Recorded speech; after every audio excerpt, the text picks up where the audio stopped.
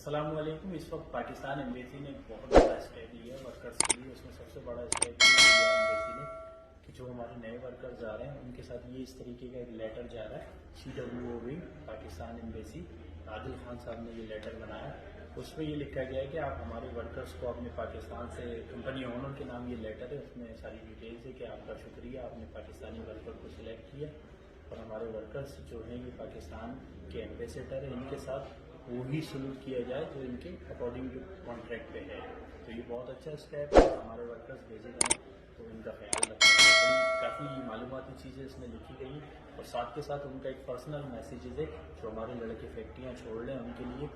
आदिल खान साहब ने personal messages मुझे कहा था कि मैं तमाम फैक्ट्री ओनर्स को डिलीवर करूँ। जो आज हमारी फ़्लाइट आई है उन तमाम लड़कों के कंपनी ओनर्स को यही मैसेज डिलीवर किया जा रहा है कि अगर हमारा लड़का आपको काम के दौरान तंग करता है या डिस्टर्ब करता है, ये कहता है कि मैंने दूसरी जगह जाकर काम करना है, या आपको जो है बहाने बनाता है इस तरीके की कि मुझे तनख्वाह यहाँ कम मिल रही है, मैंने दूसरी जगह जाके काम करना है, तो उसको बनिस्बत रिलीज देने के उसका वीज़ा कैंसिल करके डायरेक्ट उसको पाकिस्तान भेज दिया जाए। तो अब ये आने वाले लड़के जो हैं आज से जो आए हैं और पिछली फ्लाइट जो के लिए, इन दोनों कंपनी ओनर्स को यही मैसेज डिलीवर किए गए कि हमारा लड़का अगर अच्छे तरीके से काम नहीं करता तो आप उसको वापस उसका वीज़ा कैंसिल कर